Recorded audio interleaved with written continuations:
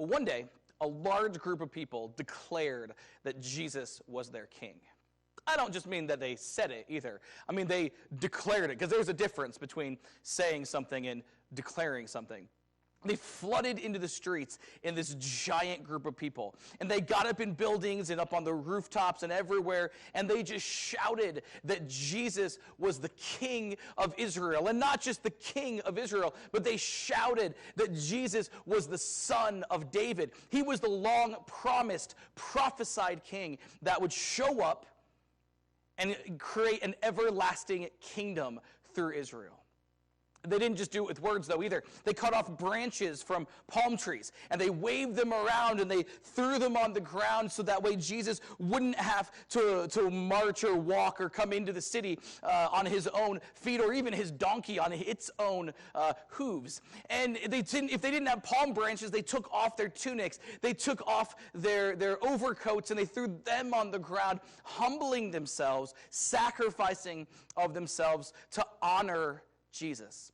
For ancient people in an ancient place, there was really nothing else that they could do to declare that Jesus was their chosen king than what this group of people flooding in the streets did for Jesus.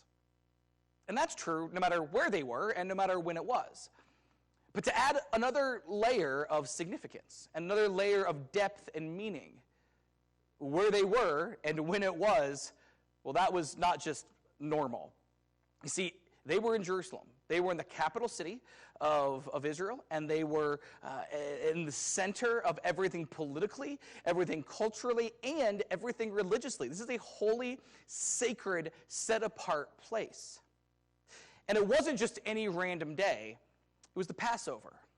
The Passover was the single most significant day, moment, festival, time of year for the people of Israel. It celebrated the time when God rescued them from 400 years of slavery out of Egypt and brought them out of bondage and into the promised land. The Passover was a time of incredible nationalistic and patriotic significance, but more than even that, religious significance. I mean, for you and I, it's basically like for a Christian to take Easter and Christmas, and then if you're real patriotic, like the 4th of July too, and just put it all together. And for these people, it was the proudest moment that they could ever have to be Jewish. To declare that someone was their king at the Passover in Jerusalem. To declare that someone was the long prophesied Messiah, the king of an everlasting kingdom during the Passover in Jerusalem. You really can't overstate how significant and how important this was. And one day, this whole mob of Jewish people in Jerusalem at the Passover declared that Jesus was their king. We call that Palm Sunday as Christians today. And today, this being Palm Sunday, we celebrate that all over the world. But in less than a week after that event, like 4 or 5 days after that event, Jesus, depending how you count 4 or 5 days, Jesus is going to be arrested. He's going to be betrayed. He's going to be sentenced. And he's going to be crucified. And that's interesting. That should make us ask just a whole mess of questions. Because the truth of the matter, when we talk about, religion and nationalism and patriotism and all the things that made Jewish people, right? And all of these significant things to pass over in Jerusalem and Jesus being arrested and being crucified is the opposite of all of that.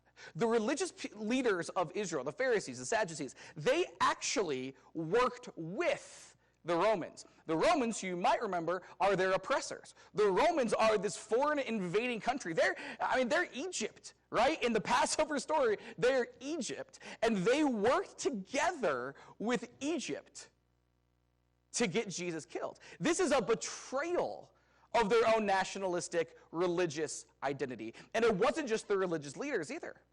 The religious leaders are the ones who do it, but the crowds of people who are gathered for the Passover, while earlier in the week, They absolutely were cheering Jesus on as their king, their chosen ruler. Now, as Jesus is being arrested and condemned and crucified, they're cheering that on. And that makes us today, looking back at those events, usually ask a very specific question. What happened? Like, what happened between point A and point B? Like, what happens between Palm Sunday and, Good Friday? What happened between that time to make everyone turn on Jesus? I think it's a really important question to ask. I think it's a question that has been asked by a lot of people. It's been asked by me before in previous conversations. And I think sometimes we come up with some very good answers to that question. And I think sometimes we come up with maybe some not so awesome answers to that question that aren't based in anything. But I think it's a worthy question to ask. I don't want to ask that question, though. Instead, I want to ask a different question.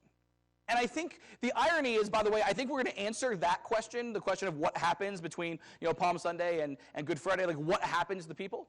I think we can answer that question by actually asking a different question than what happened.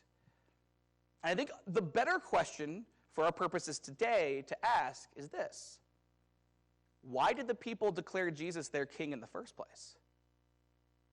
I mean, when you think about it, the trajectory of Jesus' ministry, the trajectory of Jesus' life, he is no one. I mean, he's a hick from the sticks out in the middle of nowhere. He is he's not anything that anybody really should be following from a time that he's a carpenter. He grows up impoverished. He's no one until he meets John the Baptist, until he is baptized, until God says, hey, this is my son in whom I am well pleased, and he starts a ministry. But even then, Jesus doesn't do things in a way that gets most people to like him. I mean, if you look at the trajectory of Jesus' ministry, it's usually just 12 guys, or sometimes we read about a bigger group. There's a story where there's 72, and sometimes we talk about women, and there's these different things, but it's always a small group of people. It's Jesus and a few people. And anytime you have a big crowd, something goes sideways. Something goes haywire, and the big crowd all leaves. So the question is this: what happened to make the people in Jerusalem at the Passover, what happened for them to declare that Jesus is not just their king, but the Messiah, the Son of David, the one who's here to set up an everlasting kingdom?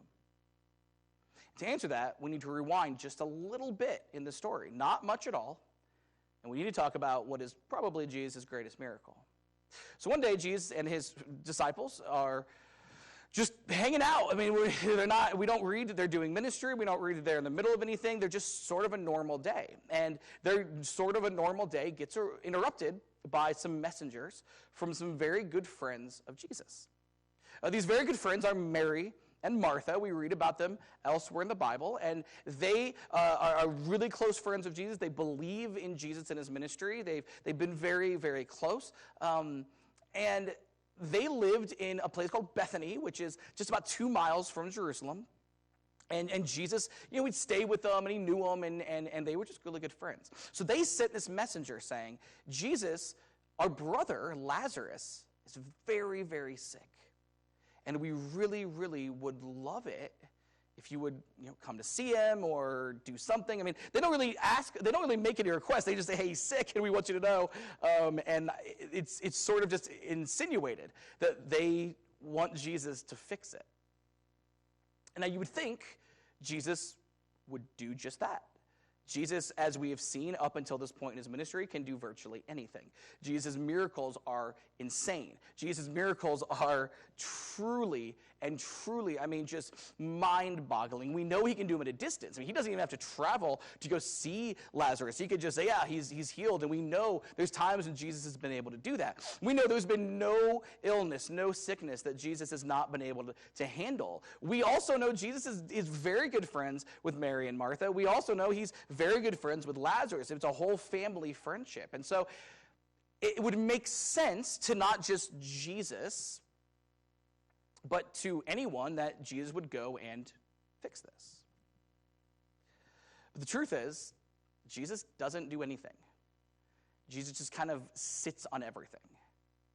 And to the disciples, this actually makes sense. I mean, from us, from the outside looking in, it makes sense that we would say, okay, we think Jesus should go. But the disciples, they know why Jesus isn't going. Because the last time Jesus was anywhere near Jerusalem, anywhere near in the region of Judea, the last time Jesus went anywhere, he had really upset some people. He had talked about being the Messiah, I mean, talked about being the Son of God, and people tried to kill him for it. This actually becomes a theme because if Jesus is not the Son of God, then he's blaspheming, he's, should be killed according to Jewish law. But if he is the Son of God, well, people should listen to him, and it's a whole thing. But the last time he was there, this conversation gets brought up, and Jesus just flat says, hey, I'm the Son of God, and the people try to kill him. And so the disciples say, well, we know why he's not going. We know why, he's not going to Bethany. That's just a couple miles outside of Jerusalem. He doesn't want to get killed. And really good for him, because if he gets killed, we're going down with him. And so for a couple of days, they really just sit on this information. Well, after a couple of days, Jesus tells his disciples, hey, we've got to go to Bethany. We've got to help Lazarus. And the disciples, they argue with him. Hey, why? What's happening? What's going on? Like, why is this a thing that's happening? And Jesus tells them, rather cryptically, he says, hey, Lazarus is asleep. And that actually makes the disciples even more confused. They say, hey, Jesus, if he's sleeping, if Lazarus is asleep, that's good news. That means he's fighting off the illness. For them, that's, and for us, really, somebody sleeping is really good news when somebody's sick. And Jesus says, no, that's not really what's happening. It says, we've got to go. And as it turns out, Lazarus had actually died. And so the disciples are incredibly confused. They have no idea what's happening. Well, if he's dead, then what are we doing? And finally, they just sort of say, okay, well, we're going to go ahead and go, and I guess we're going to go die with Jesus. That's their attitude. The Bible tells us that is their attitude, that to go to Bethany to go see Mary and Martha is just, I guess we go to die with Jesus. The disciples are incredibly confused about anything. And as it turns out, they're not the only ones. On this trip, Jesus had been worried about, running into people who may want to kill him, and as far as we know that, they never run into anybody like that. But what Jesus cannot escape from is people who are very baffled as to why he's doing what he's doing in the way that he's doing it. And in fact, not just baffled, but openly and almost defiantly questioning him. So they get to Bethany, or they get to almost Bethany, almost to the house. And that's when I was getting confused if it's Mary or Martha first. It's Martha first. Martha runs out and greets Jesus. And the first thing she does, the first thing she said is not, hey, Jesus, it's good to see you. It's not, oh, my long-lost friend. It's not, hey, what's up? What have you been up to? It's not just a big hug. It's nothing. It's Martha goes to see Jesus and says, Jesus, if you had been here, Lazarus would still be alive. If you had been here, we would not be having a funeral. If you had been here, everything would be fine. Lazarus would still be here. We'd be having a good time. We'd sit down for dinner. We'd be talking about old times. We'd be laughing and happy, and everything would be great. If you'd been here, Jesus. And she's not wrong. Martha is not wrong. She's a disciple in every term of the word. She's a friend in every term of the word. Every way you would use a term of the word. That sentence didn't make any sense. Disregard it. She's a disciple, is what I'm trying to say. She's a friend, is what I'm trying to say. It makes sense. She knows who Jesus is. She knows what Jesus is about. And if he'd been there, he could have healed Lazarus. Now, Jesus tries to talk to her about, hey, do you believe in me? Do you trust me? Do you believe in the resurrection? And she's like, yeah, I believe all that stuff. But also, Lazarus is dead right now, and that was unnecessary. And so that's their situation. So the Martha goes on, and here comes Mary. Again, same conversation with Jesus. Again, the same conversation. Jesus, if you had been here, we would not have a funeral. If we'd been here, Lazarus would not be dead. If you'd been here, everything would be okay. This wouldn't have happened. And, I think sometimes when we look at this story, we get, we almost want to criticize Mary and Martha and, treat them like they're entitled, treat them, how dare they expect a personal miracle of Jesus? How dare they expect Jesus to help them out in this time? Jesus has a lot of things going on. He has a lot of people to deal with. He has a larger ministry. Who are they basically to say, hey, Jesus, here's a problem, please fix it? But I think that's it's an attitude that's just off. If that's where we feel about Mary and Martha telling Jesus, hey, if you had been here, this would be better, I think we're a little off. Because I think we're underselling how close Mary and Martha and Jesus were. You have close friends. You have people you care about and you love. Those people can rely on you. You have people in your life that you love and care about, and you can rely on those people. For Mary and Martha, Jesus is not just a rabbi. Jesus is not just a teacher. Jesus is not just somebody they follow. He is family. They should rely on him. And I think the fact that they asked, at the last second really shows us their attitudes. They don't send word, 2-3 weeks ago. They send word at the last second because they don't want to bother Jesus, because they want to see, okay, will Lazarus come out of this on his own? Will Lazarus be fixed without Jesus? That's what they want. But now, okay, backs up against the wall, push comes to shove. We need our best friend. And it's fascinating because Jesus doesn't come through for him. So then later on at the funeral, Jesus goes to the funeral. He goes to the tomb. And it's been 4 days now. And there's people that are grieving, a pretty good big group of people that are there. And Jesus goes, and the Bible tells us that Jesus is just really bothered. I mean, this is the story that tells us that Jesus wept. Jesus openly is willing to show his emotions, which in their culture was not normal. I mean, in their culture, being very stoic and being very, stone-faced is really the way that it should be. But Jesus, he's not that way. I mean, he's willing to show emotions. We get the impression Jesus is the sort of guy who cries at movies, right? Like he's in touch with his emotions. And then he's also not just sad and grieving, but he's angry. I've mentioned this a lot of times. This is something for years I preached at funerals, preaching this passage and this story and learning lessons from it. And I always brought up the fact that, the original words used to describe Jesus' emotions here are the words for the churning of the waves in a storm on the sea or the ocean. Or it's the sound a horse makes as it gallops a battle. I mean, Jesus is angry. He is livid. He is distraught. And people can see that. The other mourners are able to see it. And they look at Jesus and they have an interesting conversation. They say, oh man, Jesus must have loved Lazarus. I mean, look how close they were. He's openly weeping and he's so angry and he's so bothered. But then there's other people who are saying sort of the obvious point, which is, yeah, but where was he before? Even if we don't believe that, Jesus can do crazy miracles. I mean, there's some people who believe that and some people who don't, but, and it really just comes down to, did you see Jesus do a crazy miracle? But you would go see your friend when he was sick, right? Like, if you have family or somebody you lean on, you would go see them. And so these people say, well, where was he before? Like, it's great to come over here with all these tears and all this anger and all this being bothered, but where was that when Lazarus could use it? And so the people question Jesus' sincerity. They question his motives. They question who he is, what he's doing, and why he's doing it. I want us to see this. This is going to become very important here in a couple of minutes. Because the story. Lazarus is going to get brought back to life. And that's amazing. Like, Jesus has got, it's 4 days, he's already decomposing.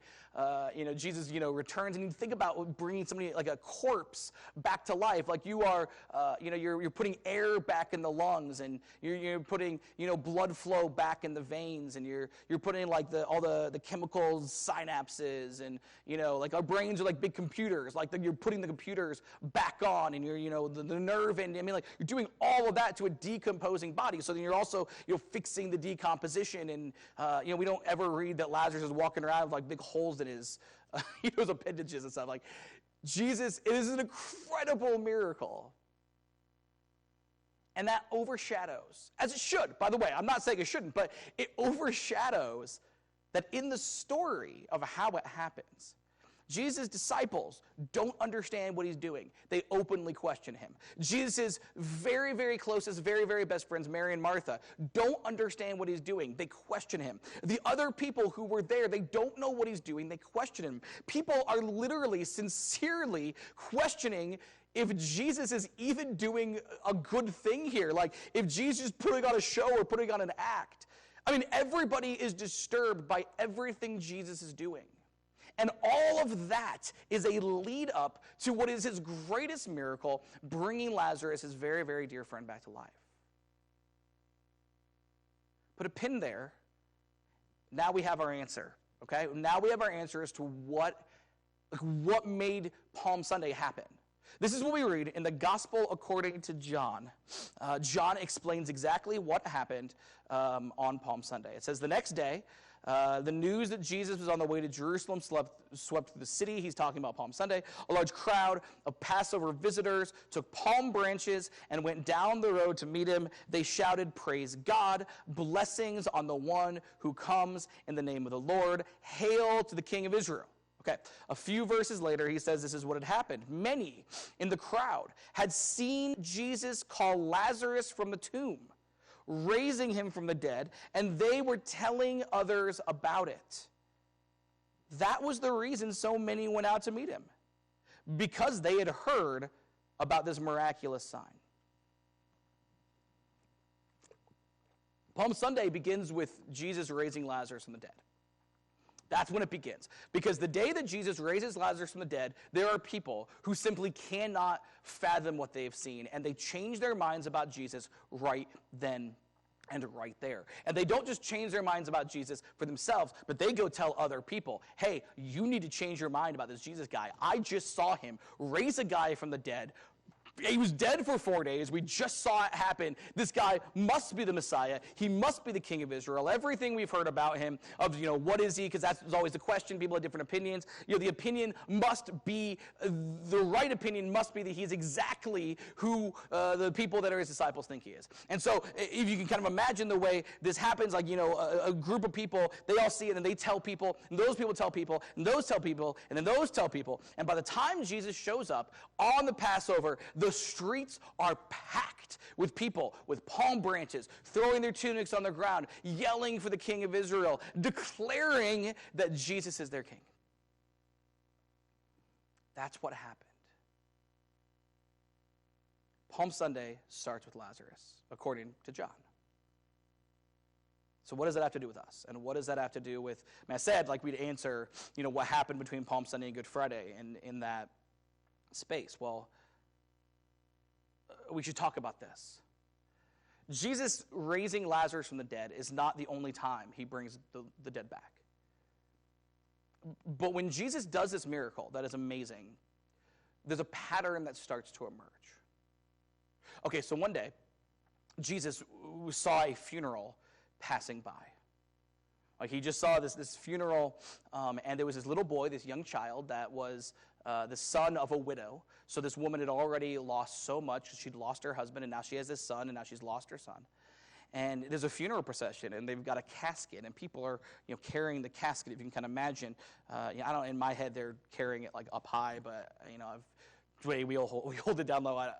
I don't know why in my head it's so different, but there's people and there's this casket, and so if you can imagine, there's these mourners, and there's all of these different things.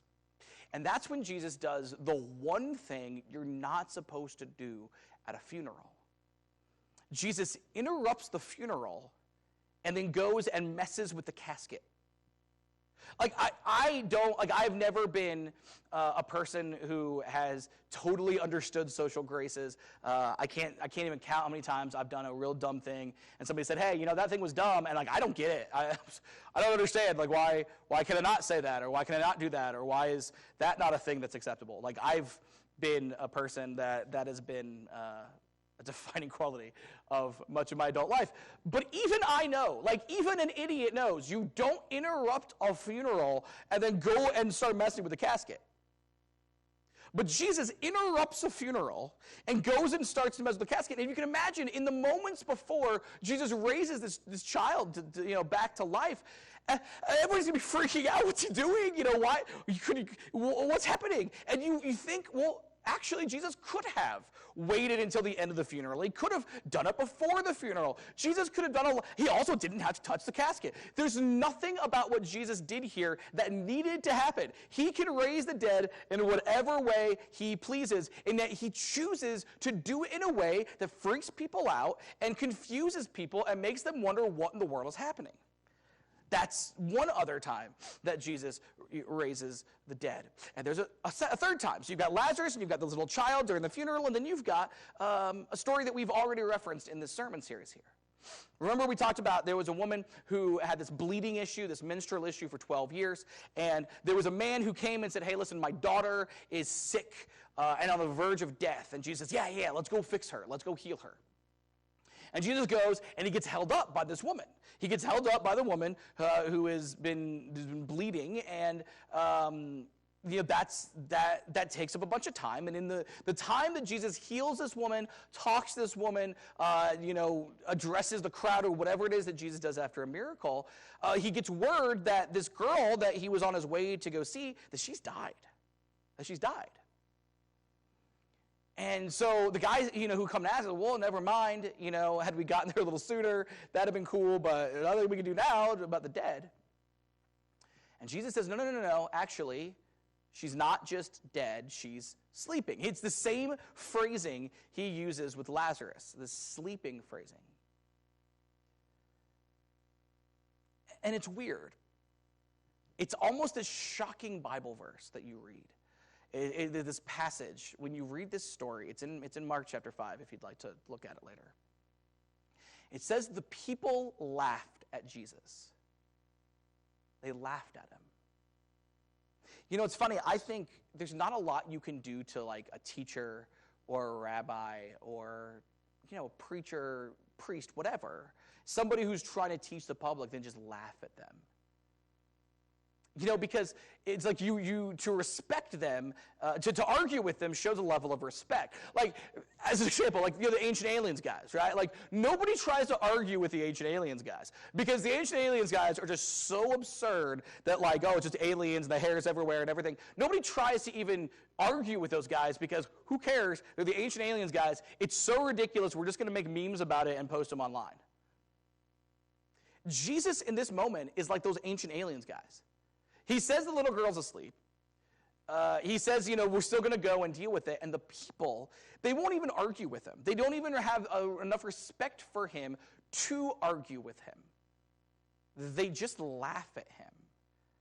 If it was today, they would just make memes of him and post them online. The people laughed at Jesus. And then Jesus goes and raises this little girl from the dead. But you see, all three stories of the dead being raised, all three of them, they have, other than just the dead being raised, they have a connection. They have a similar story going through. And that similar story is that people don't understand. With Lazarus, his disciples don't understand what he's doing for 2 days. They have no idea what he's doing going to this region. They're arguing with Jesus. And then Mary and Martha don't understand what's happening. And the crowds are questioning his sincerity. When Jesus goes to the funeral, he interrupts the funeral with his casket, with his little boy. The people are shocked. They know you don't interrupt a funeral. You don't touch the casket. That's not what you do. And then with the little girl, they're laughing at him, saying she's asleep. They laugh at him. And I think that tells us two things about every every resurrection story for Jesus, it tells us two different lessons. Okay, the first lesson is this: God can handle our very worst problems. If Jesus can raise the dead, then that means that there is no problem that we face in this world, in this life, ever, that God cannot handle. And not just handle, but handle easily. Jesus talks about how the dead are just asleep. To Jesus, it's just a nap. It's just a nap. And anybody who's ever had a little kid, anybody who's ever, is napping somebody, like, you can wake somebody up from a nap so easily. To God, a dead person is just a napping person. God can handle our biggest problems. So it does not matter whether we're talking about like a job loss or financial something, a mental health issue, our own feelings about different things, a medical thing. God can handle it. God can handle it for us. There's nothing, I want us to hear this. There's nothing that we go through that God cannot handle. And that God is not willing to handle, really. But there's a second lesson here. And that lesson is that God does things God's way. God does things God's way. I think in these stories, it's important that we understand how bad death is. To us, death is the ultimate evil. Everything we do in our lives is to avoid death. I mean, think about how many things in our lives are solely to avoid death. We have evolved as a species to do everything we can to avoid death. God, creating us, put into us, designed us to avoid death. Everything is about avoiding death, right? And so we've got some real strong opinions about how we should do that. I mean, we tell Jesus, hey, this is happening. Sitting on your hands for 2 days is not it. It's not it. Hey, Jesus, my daughter is dying. Well, better go heal this person over here. Hey, this guy's already dead. What a tragedy. We've created this whole system of funerals and grieving and loss and everything so that way we can emotionally get past things. And Jesus interrupts that. Jesus goes into that moment and says, I don't care if it's helpful. I'm blowing it all up because I'm going to do it this way. Jesus does things his way. God does things his way. And it's always good, and it's always loving, and it's always kind, and understand that. I mean, it's always good. We actually covered that last week, that sometimes we don't understand God, but it's always good. But as a piggyback to that, boy, does it also go against what we think is right. And that leads us to Palm Sunday.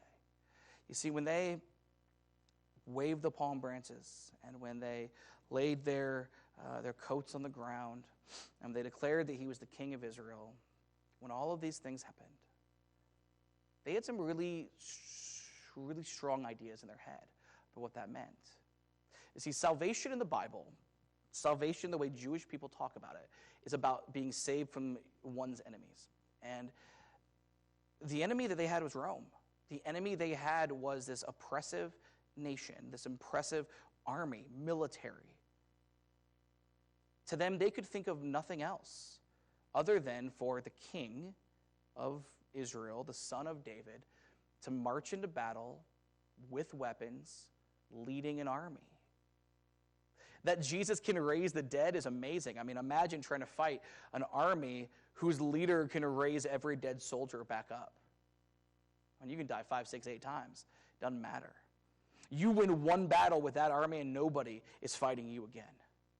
The people of Israel, when they yelled and they were the palm branches and everything, all of that stuff, they were not singing that Jesus is a kind, generous, gentle, loving person. They were singing that Jesus is their military savior. And over the next few days, Jesus proves he's not. And so between Palm Sunday and Good Friday, Jesus proves that God does things God's way. And the people say, well, we don't want that. We want a soldier. We want a general.